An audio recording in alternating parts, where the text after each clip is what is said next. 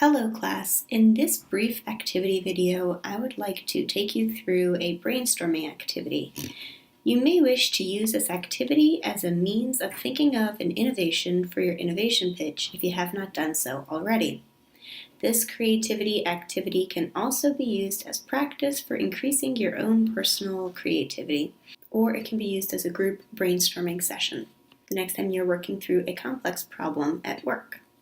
This activity actually comes from the world of improvisation. So beginning as if you do not have a specific problem for brainstorming, just kind of coming up with something.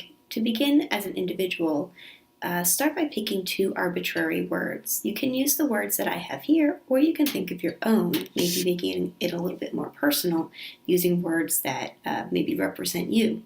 Or if you're like me, you'll use words that are in your immediate vicinity. I was sitting in a chair and I looked outside and I saw a tree. It's as easy as it has to be. I would take a piece of paper or open up a new document on your laptop and make a list of the two attributes, maybe making two columns, one for chair and one for tree. What are the attributes of chairs and what are the attributes of trees? Give yourselves a few minutes to do this. Pause the video if you wish. Once you have finished listing their attributes, think a little bit outside of a traditional chair or a traditional tree. Think about the multiple uses of the items. What are the best and worst parts of each item? Pause the video and take a few minutes to list this. Next, try to think of the item in different ways. How might the item be used if it was turned upside down, or if it was flattened, or resized, or if it was made out of a different material? These last two items, multiple uses and using it in different ways, are both ways of thinking about fluency and flexibility in divergent thinking. So if you think back to week 1 when we did the alternative uses test and we thought of the different uses for a paperclip, if you've been practicing things like that, this will build off of that skill. Last but not least, think if the items could be a metaphor for something. For example, a chair, which you may have listed as being comfortable or supportive, could be a metaphor for something else that is both comforting and supportive, like a significant other or a parent. So now that you have those two lists of attributes and uses, think of ways that the two items can be combined in new and useful ways. So I'm not just thinking about, a chair made of wood, so it's kind of like a tree, or putting a bench underneath a tree, and now you've got a chair tree. I'm looking for you to actually get far away from the original two categories, as far away as you can. So thinking about the alternative uses test again, it's not just about holding paper together. What else can we make this chair and tree combination do? List each new item on a Post-it note. Pause the video while you consider. If you are working as a group, you may wish to follow some of these rules when doing a brainstorming activity. I believe this came from one of the Puccio chapter readings from week 3. As a group, you would want to defer judgment during a creative thinking and brainstorming session.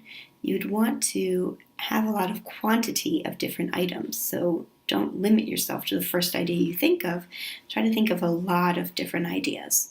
Try to make connections and cluster different ideas, and don't forget to be seeking novelty. This is something that you may actively need to remind yourself. Like, I'm not just looking for a chair in a tree, I'm actually trying to seek uniqueness. This can be one of the most challenging aspects of this, is not to rely on preconceived notions and definitions. If you are working as a group, one of your next steps might be to share with each other and to cluster items that are similar in nature. When you're going through this process, you should make sure that you're applying affirmative judgment, so you are not getting rid of certain ideas, but you may see an idea as needing a bit more development before you determine whether or not it has potential. You may bounce off of one another's ideas and come up with new ideas. As a group, remember to continuously remind one another that you are looking for novelty. So again, do not be quick to judge something as being too out there. That's actually what we're looking for in a creativity brainstorming exercise. If you do have objectives, if you've come to this table with a problem statement, go ahead and check those objectives. Make sure that you as a group are staying focused. During the divergent thinking process is when it's time for wild ideas. During the convergent process, it's important to stay focused. You are trying to narrow down those ideas to pick something. It's always a good idea to pick a strategic moment in a brainstorming session for a break or reconvene the next day. People's emotions tend to get really hot during brainstorming sessions, and it's always nice to sort of give a little breathing room and let people kind of come back the next day with some reframed priorities. So allow for incubation of those ideas before making decisions. If you are going through this brainstorming process on your own, you may wish to allow for a little bit of incubation of these two ideas. Step away from this video and take some time to ponder it. You may, when you wake up the next morning, have an idea that you'd like to pursue for your innovation pitch. I hope you found this activity helpful both as an individual brainstorming activity and as something that you could potentially use in your next group meeting. Don't forget to thank the world of improv.